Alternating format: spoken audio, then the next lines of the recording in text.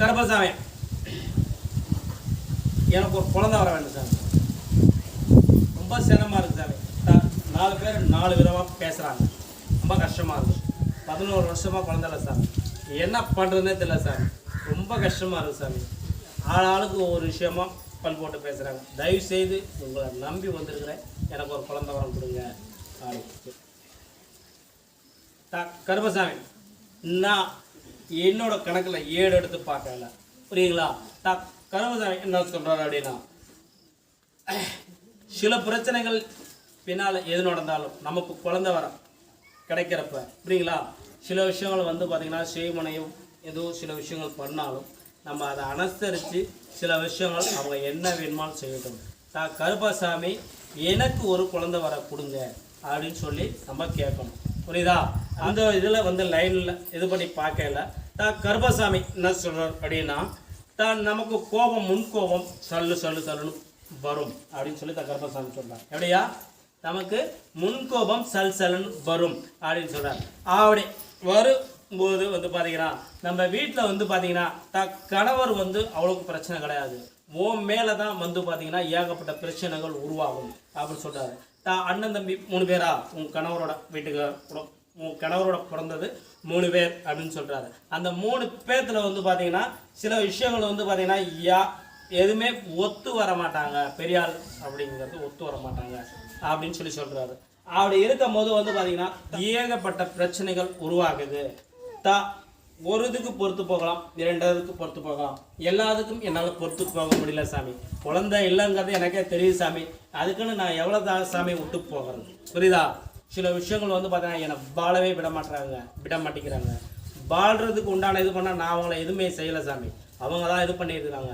எனக்கு ஏதாவது வந்து பரிசீலனை பண்ணி எனக்கு வந்து ஒரு வாரிசை கொடுத்தாங்க, புரியுதா?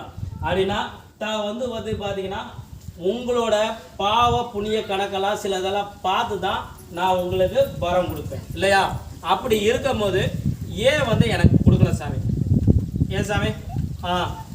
ஏன் அந்த பொண்ணுக்கு அந்த வரத்தை நீங்கள் கொடுக்கல? சரி சாமி.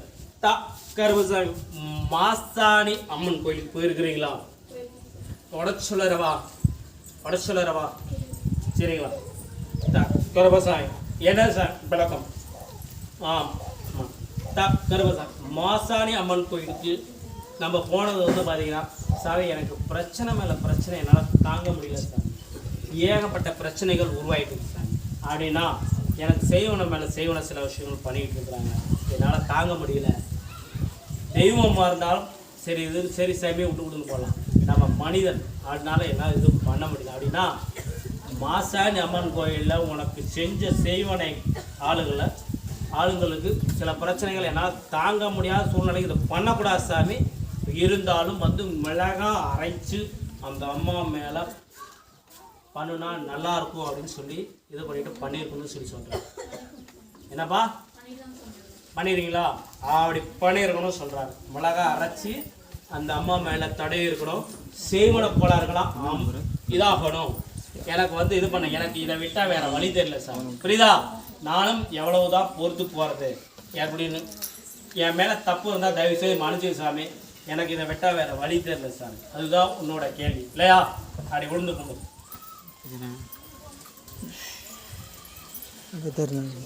ஒரு பூவாக்கணும், ஒரு பூவாக்கணும்.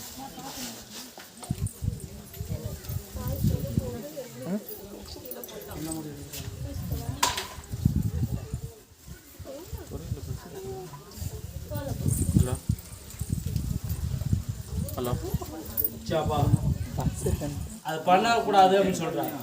இவ்வளோ தூரம் இது பண்ணாலும், இவ்வளோ தூரம் நல்ல டைப்பாக இருந்துட்டீங்க, நல்லா இது பண்ணிட்டீங்க, அதை போய் அதை பண்ணக்கூடாது, அது பண்ணினால் அதுவும் ஒரு பாவத்தில் சேர்ந்துக்குன்னு சொல்கிறாங்க. நல்லா உடுக்கு முட்டை எடுக்கும். சாமி வெள்ளை கொடு சாமி, ஏதோ தெரியாமல் செஞ்சது சாமி. ஆமாம் சாமி, பாவ சாமி. இப்போ போடுங்க வெள்ளை வரும். அறியாத வயசு சாமி, தெரியாது. மன்னிச்சு சாமி, வெள்ளை கொடு சாமி. காப்பாற்றி கொடுக்குற சாமி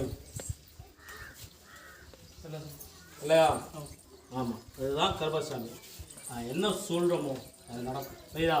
உனக்கு குழந்தை வரணும் கொடுத்தாரையா, புரியுதா?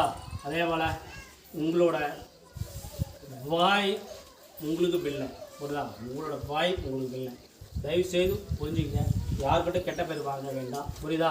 உனக்கு குழந்தை வர கொடுக்க நான் ரெடி தயார், புரியுதா? ஒரு 5 மாதம் கண்டிப்பாக நான் கொடுத்தேன். எத்தனை வருஷம் குழந்தை? 11 வருஷம் குழந்தை இல்லை, நான் கன்ஃபார்மாக கொடுத்தாரு, புரியுதா? எல்லாமே சரி பண்ணி கொடுக்குறேயா. தயவுசெய்து யாருக்கிட்டையும் நீ வந்து மூஞ்சை காட்ட வேண்டாம், முகத்தை காட்ட வேண்டாம், புரியுதா? முகம் முறிக்கிற மாதிரி எதுவும் பண்ண வேண்டாம். கண்டிப்பாக எதாக இருந்தாலும் என் மேல் பாரத்தை போட்டு அந்த செயலை செய், கன்ஃபார்மாக நான் காப்பாற்றி கொடுக்குறேன், புரியுதா? புரியுங்களாயா? நான் கரண்ட் வரேன்னு சொன்னேன்னா அவன் வர விடுறதே கிடையாது, புரியுதா? உன் மேலே கொலை வரியில் இருந்தான். நீ போ, இன்னைக்கு சாயங்காலம் அவன் கண்டிப்பாக நீ எதுவுமே சொல்லாத அவனே கொடுப்பான்னு சொல்லி கொடுத்தானா இல்லையா? அதுதான் கருப்பசாமி, புரியுதா?